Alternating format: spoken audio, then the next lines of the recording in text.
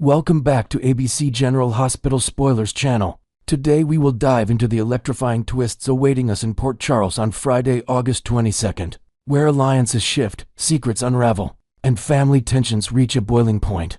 In the heart of the drama, Stella Henry finds herself at a crossroads, reluctantly conceding a hard-fought battle. As the previews tease, Stella's voice carries a tone of resignation as she declares, "This time, Drew won," with her nephew Curtis Ashford visibly seething in the background, his frustration palpable like a storm cloud over the Ashford family home. This admission doesn't come lightly for Stella, known for her unyielding spirit and protective instincts toward her loved ones. Imagine the weight of her words echoing through the room, a rare moment of vulnerability for a woman who has always been the pillar of strength. Yet, even in defeat, there's a glimmer of strategy. Perhaps Stella is playing a longer game, biding her time to regroup and counterattack. Curtis, on the other hand, appears ready to charge forward like a bull in a china shop, his warpath mentality suggesting explosive confrontations ahead. Will this setback fracture their family bonds, or could it forge an even stronger alliance against common foes?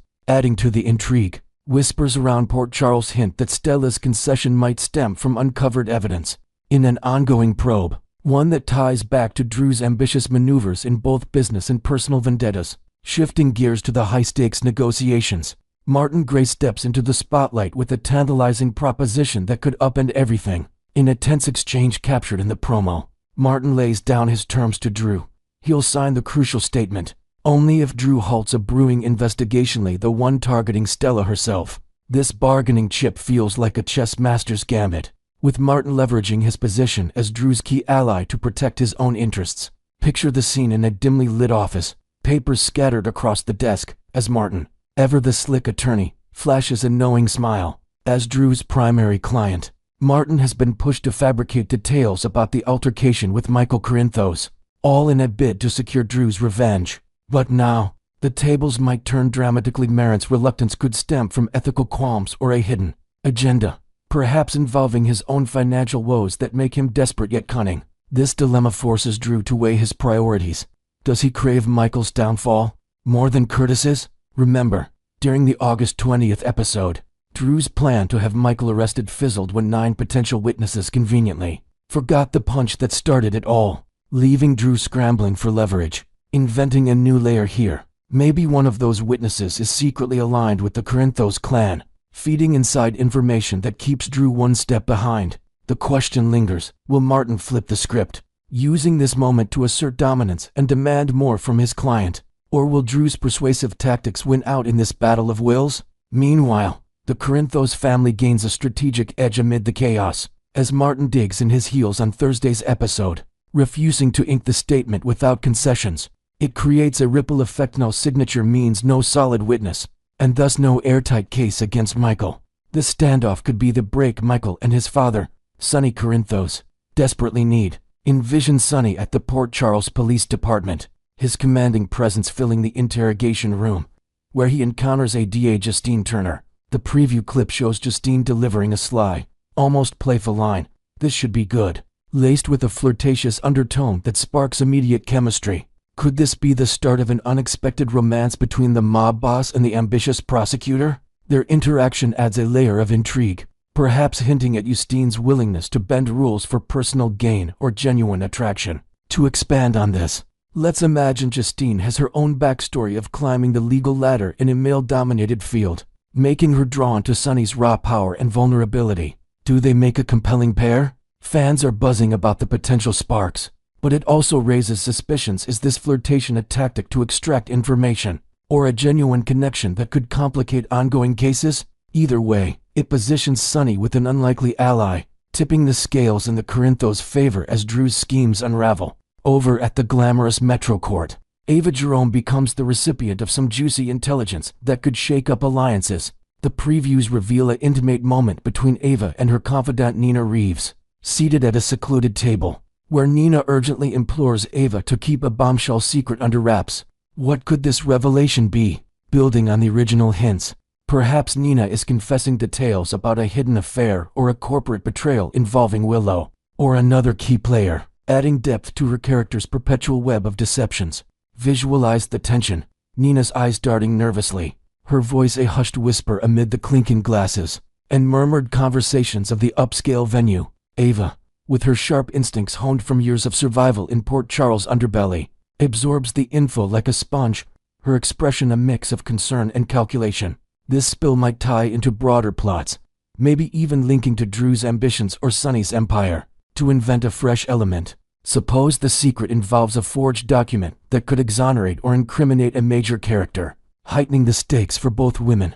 Will Ava honor Nina's plea, or will her own ambitions lead her to weaponize this knowledge? The dynamic between these besties has always been a highlight, blending loyalty with opportunistic twists. In a related thread at the Metro Court pool, Ric Lansing surfaces with visible irritation, confronting someone with a pointed question. "What did I do for you?" This annoyed outburst suggests unresolved grudges, perhaps directed at a family member or old rival lounging by the water's edge. Ric's return to Port Charles has been marked by calculated moves, and this scene could unravel tensions with his brother Sonny or ex-wife Elizabeth, adding inventive details. Maybe Ric is referencing a past favor involving legal aid during a custody battle, now demanding repayment in the form of insider tips on the Corinthos operations. The sun-drenched pool setting contrasts sharply with his heated demeanor, amplifying the drama as onlookers pretend not to notice. Elsewhere, bonds deepen as Molly Lansing Davis connects with Cody Bell at the cozy confines of Bobby's Diner. The preview shows them sharing a moment where Molly seeks Cody's expertise on an unspecified matter, her tone earnest and trusting. Cody, still reeling from the ordeal involving Maxie Jones, whom he views as a sister, wears his concern like a heavy coat, his usual bravado tempered by worry. Could this be about horse-related advice, given Cody's stable hand background, or something more personal like navigating family crises? To flesh this out creatively, perhaps Molly is consulting him on investigating a suspicious accident tied to Maxie's situation, drawing on Cody's street smarts and loyalty. Their interaction promises emotional depth, with Cody potentially opening up about his fears for Maxie, fostering an unlikely friendship amid Port Charles turmoil. This subplot adds a heartfelt counterpoint to the show's intrigue, reminding viewers of the human cost behind the schemes.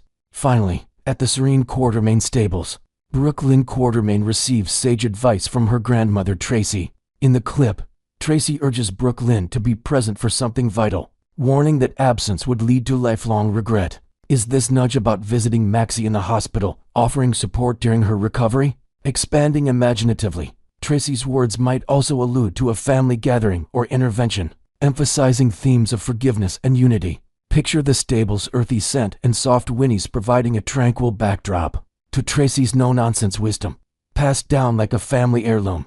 Brooklyn, often caught in her own ambitions, might heed this counsel, leading to pivotal decisions that ripple through the Quartermain legacy. Next, we will uncover the chilling suspicions swirling around Maxie Jones's mysterious collapse, and the dark secrets that might have led to it in Port Charles.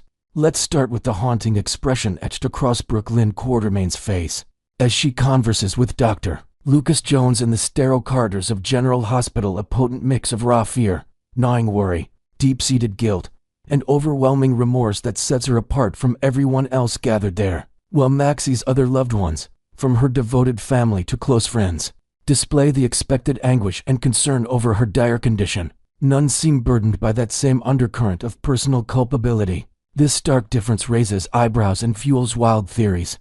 Could Brooklyn be harboring a terrible secret tied to Maxie's sudden downfall? Imagine her standing there, hands fidgeting with the edge of her sleeve, eyes darting as if replaying a fateful decision in her mind. Perhaps it's because she's the only one with a motive strong enough to cross unthinkable lines. So, who could have laced Deception's youth cream with poison, turning a routine promotion into a near-fatal disaster? Was it Brooklyn, driven to desperate extremes to prevent Maxie from marching to the PCPD with damning evidence? Or might the culprit be the shadowy Jen Sidwell, using his manipulative reach to silence threats? And what if it's something far more sinister, like an inside job from an unexpected ally turned foe, adding layers of betrayal that could shatter Deception's foundations forever? Diving into the shocking recaps from ABC General Hospital, Maxie Jones is now battling for her very survival following a bizarre and terrifying incident. Right on the live set of Home and Heart, picture the chaos unfolding in real time. Maxie, vibrant and confident as ever, was in the midst of enthusiastically promoting Deception's latest youth cream, when an inexplicable wave of dizziness hit her like a freight train. leading to a dramatic collapse that left the audience gasping and the crew scrambling. Now, hooked up to machines in a hospital bed, her condition remains precarious, with doctors racing against the clock to stabilize her. This isn't just any mishap, it's a stark reminder of how quickly glamour can turn to peril in Port Charles. To add a fresh twist, perhaps hidden camera footage from the set reveals a fleeting shadow tampering with the product backstage, hinting at premeditation that ties back to corporate rivalries or personal grudges. Maxie's fight highlights her resilience, but it also underscores the high stakes of her principled stance against the group. At the core of this turmoil is Maxie's solitary position on an explosive dilemma: whether the deception team should head straight to the Port Charles Police Department, armed with incriminating details about Sonny Curtis's shady financial dealings, while her colleagues, the savvy Lucy Coe, the formidable Tracy Quartermain, and the conflicted Brooklyn, have fallen under the sway of Jen Sidwell's persuasive influence. Maxie stands as the lone holdout, a rogue element refusing to compromise her morals. Sidwell's grip on the others has turned deception into a powder keg, with loyalties fracturing like glass. Recall that eerie moment when Sidwell's eyes lit up with unnatural enthusiasm as young James innocently spilled family details during a casual encounter. It was as if he was cataloging every word, mentally filing away vulnerabilities about Maxie for future use.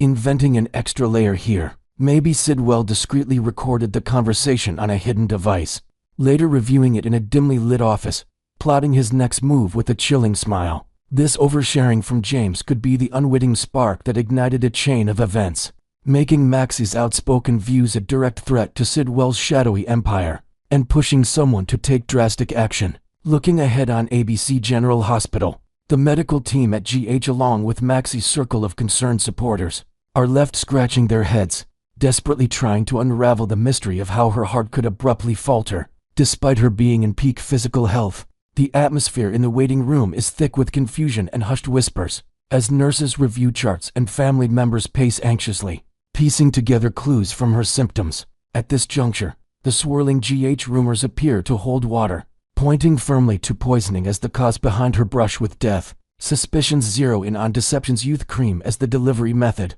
But here's the puzzling detail: this batch was markedly different from previous ones. Maxie had used without a hitch, suggesting deliberate sabotage rather than a manufacturing flaw. To expand creatively, envision lab tests revealing trace elements of a rare toxin, one that's odorless and fast-acting, possibly sourced from exotic black market channels that link back to international dealings. This revelation not only heightens the drama, but also draws in forensic experts, turning the hospital into a makeshift crime scene where every visitor becomes a potential suspect. According to the latest ABC General Hospital spoilers, it's becoming clear that a nefarious hand tampered with the product, orchestrating Maxie's life-threatening episode with cold precision. The tampering transforms what should have been a triumphant product launch into a nightmare, leaving Deception's reputation in tatters and lives hanging in the balance. While a vocal contingent of GH fans is convinced that Sidwell is the mastermind, poisoning Maxie to muzzle her before she could expose secrets at the PCPD, emerging rumors paint a different, more convoluted picture. These new speculations suggest the perpetrator might be closer to home, someone within Maxie's trusted inner circle motivated by fear or self-preservation. Adding an inventive element, perhaps anonymous tips to the police hint at a Deception insider swapping samples during a late-night warehouse shift, driven by bribes or blackmail that trace back to Sonny's rivals. This shift in theories keeps viewers guessing, blending corporate intrigue with personal vendettas in a web that's as tangled as Port Charles itself. Finally, let's circle back to Brooklyn's motivations, which add a heartbreaking dimension to the suspicions. She's yearning desperately for a genuine bond with her son, Joe Palmieri, and repairing their strained relationship means steering clear of anything that could land his grandfather, Sonny Curtis, behind bars. Her desperation is palpable. Think of her late-night reflections, staring at old photos of Joe, vowing to do whatever it takes to win back his trust. But whatever it takes has limits. Would she truly endanger Maxie's life just to dodge further alienation from Joe? It's a maybe at best, especially if she was unaware of the lethal risks involved in such a scheme. Yet, the guilt in her eyes suggests inner turmoil, perhaps regretting a hasty alliance or overlooked warning. To invent a poignant detail, imagine Brooklyn confiding in a journal about her fears, entries that could later surface as evidence. revealing her internal battle between family loyalty and moral boundaries. This subplot underscores the emotional toll of Port Charles' endless conflicts, where ambition and affection collide in devastating ways. Next, we will explore the heart-pounding mystery behind Maxie Jones's shocking collapse, and the shadowy clues pointing to foul play in the bustling world of Port Charles. The drama on ABC General Hospital reached fever pitch when Maxie Jones teetered on the brink of disaster, her condition deteriorating in the blink of an eye from apparent normalcy to a full-blown cardiac emergency that left fans gasping in disbelief. One moment, she was her usual spirited self, navigating the high-stakes glamour of a live television appearance, and the next, alarms blared as medical teams rushed to her side in a frenzy of urgency. But beneath this sudden health scare lurks a far more ominous possibility. What if this wasn't a random medical fluke, but a meticulously orchestrated attack, designed to silence her forever? Envision the hospital room transformed into a scene of controlled chaos, with monitors beeping erratically and doctors exchanging grave looks, their whispers hinting at anomalies in her toxicology reports that defy natural explanations. To invent a chilling detail, perhaps a nurse discovers a faint, unexplained mark on Maxie's arm, resembling an injection site, sparking immediate suspicions of deliberate interference from someone with access to the set. This twist elevates the incident from mere misfortune to a calculated plot, weaving in threads of conspiracy that could implicate powerful figures, pulling strings from the shadows, delving deeper into the web of intrigue. Subtle hints have emerged suggesting that Maxie's near-fatal episode was anything but accidental, with breadcrumbs leading back to calculated malice. These clues paint a picture of premeditation, turning what seemed like an isolated health event into a puzzle begging to be solved by Port Charles' keen-eyed residents. For instance, recall that tense encounter at the opulent Metro Court, where the enigmatic Jen Sidwell crossed paths with young James, Maxie's innocent son, in a seemingly chance meeting that now feels loaded with hidden intent. During their brief interaction, Sidwell gleaned far more than casual chit-chat. He uncovered intimate details about Max's life, including her deep ties to Police Commissioner Max Scorpio, absorbing every word like a sponge in a dessert. At the time, his keen interest might have flown under the radar, dismissed as polite curiosity from a worldly businessman. But in the wake of Maxie's emergency, it casts a sinister glow, adding a fresh layer to this. Imagine Sidwell subtly steering the conversation, his eyes lighting up as James unwittingly revealed family routines and vulnerabilities, perhaps even mentioning Maxie's daily skincare regimen, which could have provided the perfect avenue for sabotage. This revelation didn't raise alarms initially, but hindsight reveals it as a potential reconnaissance mission, fueling theories that Sidwell was scouting for weaknesses to exploit in his broader schemes. Building on that foundation, there's yet another intriguing piece to this enigmatic puzzle that amplifies the suspicion surrounding Sidwell's involvement. Picture the build-up to the fateful Home and Heart segment, where Sidwell was spotted in animated discussions with Lucy Coe, his enthusiasm for the upcoming broadcast bubbling over in a way that struck those around him as peculiar. His son, Marco, couldn't hide his bewilderment, noting how out of character it was for Sidwell, a man typically consumed by high-stakes dealings and global intrigues, to express eagerness about tuning into a light-hearted lifestyle show. Sure, Sidwell has vested interests in Deception's success, but he's never been the type to carve out time for such televised fluff, preferring boardrooms over broadcasts. This anomaly now stands out like a sore thumb, especially when tied to Maxie's collapse during the very segment he was so oddly fixated on. To expand creatively, let's suppose Marco overhears a cryptic phone call, where Sidwell mentions ensuring the show goes off without a hitch, his tone laced with double meaning that hints at interference with the products on display. These elements, while individually minor, combine into compelling red flags, waving warnings of deeper machinations at play. Taken together, these subtle indicators are enough to stir a whirlwind of curiosity and doubt, particularly given Sidwell's tentacles extending into numerous Port Charles affairs. From shadowy business ventures to personal vendettas, Sidwell's influence is as pervasive as the fog rolling off the harbor, making it all too plausible that he'd dip his fingers into this pie as well. Why not? His history of manipulation suggests he's no stranger to eliminating obstacles, and Maxie's outspoken nature could have positioned her as a thorn in his side. Inventing an additional twist, perhaps Sidwell's excitement masked a covert operation, where an associate slipped into the studio green room to tamper with the youth cream samples.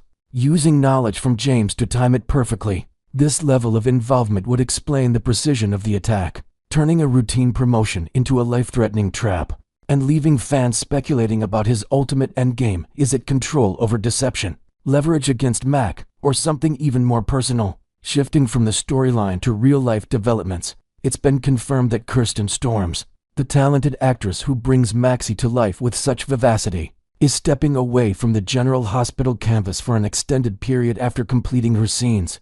Prior to the summer hiatus, this departure marks the onset of Max's off-screen absence, with expectations that she'll remain out of the spotlight until late this year, or perhaps into early next year, giving the show's writers ample room to build suspense around her fate. Storms' decision comes amid a major life transition, as she recently relocated from the bustling vibes of Los Angeles to the more laid-back rhythm of Nashville, prioritizing quality time to settle in with her daughter, Harper, and embrace this new chapter. To add a heartfelt element, imagine Storms sharing social media glimpses of their adjustment, from exploring southern landmarks to cozy family nights, which endear her even more to fans while heightening anticipation for Maxie's return. This break not only allows for personal growth, but also sets the stage for explosive comebacks. In Port Charles, ultimately, the repercussions of Maxie's ordeal are poised to echo through the town for the long haul, with ripple effects touching every corner of her intertwined relationships and rivalries.